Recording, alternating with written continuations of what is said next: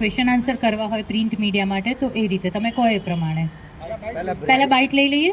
તો જે પણ electronic amalgamation of the two different topic, અન્નનળીના કેન્સર અને આંતરડાના કેન્સર માટે સર્જન, રેડિયેશન અને મેડિકલ ઓન્કોલોજી ભેગા થઈને હવે નવી નવી ટેકનિક શું છે, ઇમ્યુનોથેરાપી ક્યારે કરાય, સર્જિકલ ક્યારે કરાય, ખાસ કરીને robotic surgery, difficult surgery, Marengo CIMS hospital શું કરી રહી છે, શું સારું કરી રહી છે, અને જે કોમ્પ્લિકેટેડ કેસ હોય છે, જે ડિફિકલ્ટ કેસ હોય છે, એવા કેસમાં ત્રણ મલ્ટીડિસિપ્લિનરી ટીમ ભેગી થઈ અને આ અલ્ટિમેટલી પેશન્ટોને અને સોસાયટીને ફાયદો થાય છે.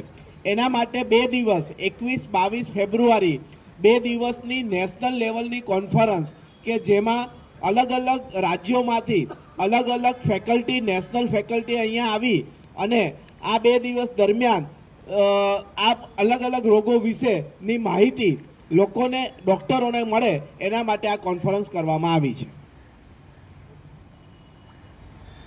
મીડિયા મિત્રો, તમે ડેલી સાંભળ્યું હશે કે આજકાલ ફેફસાના કેન્સર, અન્નનળીના કેન્સર, આંતરડાના કેન્સર, આનો પ્રિવેલન્સ વધતું જ જાય છે અને રોજ તમે સાંભળશો કે કંઈક નવી નવી પદ્ધતિઓ આમાં એડ થતી જાય છે. આમ જૂની પદ્ધતિઓ ગણીએ તો ભાઈ સર્જરી કરી, કીમો કરી, રેડિયેશન કર્યું અને આનાથી બધી ટ્રીટમેન્ટો થતી હતી. આજે અમે 1.5 દિવસની જે સંપૂર્ણ જે વિગતો આપવા જઈ રહ્યા છે, તો આજે સવારથી એવું કહેવાય કે અન્નનળીની સૌથી જટિલમાં જટિલ કયા પ્રકારના કેન્સરમાં દર્દીઓ કયા સ્ટેજમાં આવે છે, એના પ્રમાણે શું કરી રહ્યા છે, ને અત્યારની ગાઈડલાઈન, આ ગાઈડલાઈન એવું કહેવાય કે કદાચ ઇન્ડિયા ખાતે પણ પબ્લિશ થાય અને નેશનલ લેવલે પણ એનું પોતાનું મહત્ત્વ થાય એ રીતનું એક વર્કઅપ કરી રહ્યા છે. એની સાથે જોઈએ કે વેસ્ટર્ન કન્ટ્રીમાં ઘણા આપણા ના કે ભાઈ બીજા દેશમાં રિઝલ્ટ સારા છે, આપણા ઓછા છે, આવું બધું અવારનવાર સાંભળતા મળતું હોય છે. તો એ બધી પરિસ્થિતિઓમાં કયા મુદ્દાઓ જવાબદાર છે એ બધી વસ્તુઓનું પણ ટેકનિકલ વસ્તુઓ ગણીએ કે જુદી જુદી જે સર્જિકલ પ્રોસિજરો જે રીતે સાહેબ સમજાવશે તમને કે રોબોટિક સર્જરી શું છે, એવી જ રીતે રેડિયેશનની અંદર ગણો, કિમોથેરાપીની અંદર ગણો, તો કઈ પદ્ધતિ ક્યારે યુઝ કરવી, કયા પ્રકારે યુઝ કરવી. અત્યારે ફેફસાના કેન્સરનું ડિટેલમાં ડિસ્કશન ચાલી રહ્યું છે. આવતીકાલનો આખો દિવસ ગણો તો મોટું આંતરડું જે કહેવાય કે મોટા આંતરડાના પણ કેન્સરોનો જે ઇન્સિડન્સ ગણો તો સ્ત્રીઓમાં ગણો, પુરુષોમાં ગણો તો પુષ્કળ પ્રમાણમાં વધી રહ્યું છે. અને એના માટે કયા પરિબળો જવાબદાર છે કે જે મોડા નિદાન થાય છે. ચલો મોડા નિદાન થયા એટલે એની સજા કે મોત એવું ના હોય, પણ એમને પણ બચાવવા માટે શું કરી શકીએ અને કયા નવા અભિગમો અપનાવીએ તો એનાથી કયા દર્દીઓને કેટલું મેક્સિમમ ફાયદો થાય, આ વિષય પણ બહુ જ ડિટેલથી ભારપૂર્વક प्रोटोकॉल्स પણ બનાવી રહ્યા છે. नमस्कार, मेरा नाम डॉक्टर अभिषेक जैन है. मैं और डॉक्टर निशान कॉन्फ्रेंस डायरेक्टर्स हैं.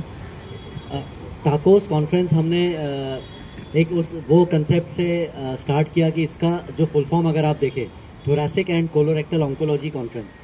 थोरैसिक यानी कि चेस्ट से रिलेटेड सारे कैंसर, जिसमें कि दुनिया में सबसे ज़्यादा कॉमनली जो कैंसर होता है लोगों को, पुरुषों में लंग कैंसर. आज के दिन हमने पूरा दिन सिर्फ चेस्ट के कैंसर्स को डिस्कस करने के लिए रखा है, जिसमें सारे करीब 20 से 25 नेशनल फैकल्टी आए हैं. सारे जो चेस्ट कैंसर, लंग कैंसर के एक्सपर्ट हैं, जो हमारा आहार नली होता है छाती के रीजन में, वो भी आता है. तो आज का दिन हमने सिर्फ चेस्ट कैंसर्स के लिए रखा है. उसी तरह से हमने कल का दिन सिर्फ पेट के कैंसर्स को डिस्कशन करने के लिए रखा है. तो अभी ये ऐसा टाइम आ गया है कि हम एक पर्टिकुलर ऑर्गन के कैंसर के बारे में पूरा दिन डिस्कशन चलता है. उससे फ़ायदा ये होता है कि उससे एक पर्टिकुलर टॉपिक के बारे में जो यंगस्टर्स आते हैं, यंग सर्जन्स आते हैं, पूरे दिन आधे दिन हम एक टॉपिक डिस्कस करते हैं, आधे दिन हम दूसरा टॉपिक डिस्कस करते हैं. तो उसका एडवांटेज ये होता है कि उसी एक टॉपिक के बारे में लगातार डिस्कशन होने से उनका नॉलेज बढ़ता है, उनको कुछ अंदर उनके उतरता है, उन्हें समझ में आता है एग्जैक्टली उस कैंसर का कैसे मैनेजमेंट करना है. तो हमारा मेन कंसेप्ट ये 2 कैंसर रखने का सिर्फ यही था कि ताकि अच्छे से आधे दिन पूरा उस एक पर्टिकुलर बीमारी को ही हम डिस्कस करें, बल्कि पूरा डिस्कशन करने के बजाय हम उस एक पर्टिकुलर ऑर्गन के बारे में डिस्कस करें, तो उससे ज़्यादा लोगों को समझ में आएगा. तो हमने करीब 20 से 25 नेशनल फैकल्टी बुलाए हैं.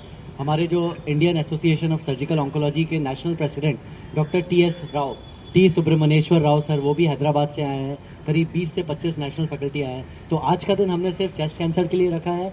कल का दिन हमने पेट के कैंसर्स के लिए रखा है, जिसके बारे में डॉक्टर निशांत आपको बताएंगे। धन्यवाद।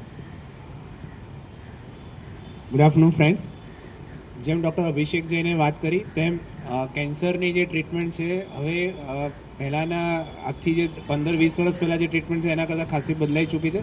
It's a kind of a multidisciplinary care કે જેમાં mainly surgical oncologist, medical oncology, radiation oncologist, nuclear physician whole tumour board બેસીને પેશન્ટની પર્સનલાઇઝ ટ્રીટમેન્ટ પ્લાન કરે છે. તો કોઈ પણ જેમ બે આંગળી સરખી નથી હોતી એમ બે પેશન્ટ પણ સરખા હોતા નથી.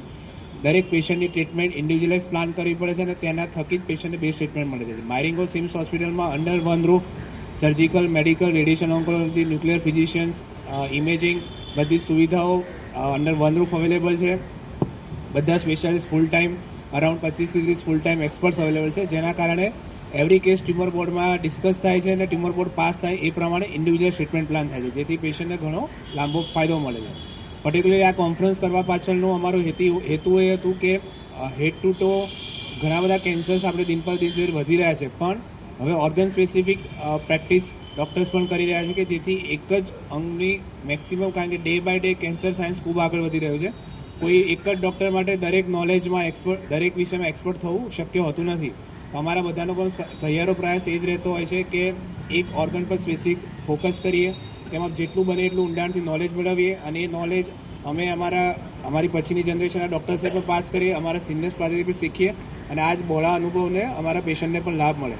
તો જે રીતે આજે ચેસ્ટ કેન્સર્સ પર ડિસ્કશન થઈ રહ્યું છે, આવતીકાલે ફૂલ ડે કોલોરેક્ટમ એટલે કે આંતરડા અને મોલમાર્ગના કેન્સરનું ફૂલ ડિસ્કશન છે કે જેમાં થીમ એ છે કે અર્લી ટુ એડવાન્સ, એટલે કે શરૂઆતના કેન્સરથી માંડીને એડવાન્સ ચોથા સ્ટેજ સુધીના કેન્સરની સારવાર સારામાં સારી રીતે કઈ રીતે થઈ શકે, કે જેમાં ગેસ્ટ્રો એન્ટ્રોલોજીસ્ટ એટલે કે દૂરબીનના ડૉક્ટર, ગેસ્ટ્રો સર્જન એટલે કે પેટના ડૉક્ટર, કેન્સર સર્જન જે સ્પેસિફિકલી પેટના રોગોમાં નિષ્ણાત હોય એમનો role, medical oncologist, radiation oncologist બધા ભેગા મળીને એના પર ગહન વિચાર વિમર્શ કરશે અને એના કારણે જે ગાઈડલાઇન્સ બનશે તે અમે અમારી રૂટીન ડે ટુ ડે પ્રેક્ટિસમાં પણ એડેપ્ટ કરશું અને આગળ જતાં એને અમે નેશનલ લેવલે પબ્લિકેશન કરવાના પણ પ્લાનમાં છીએ.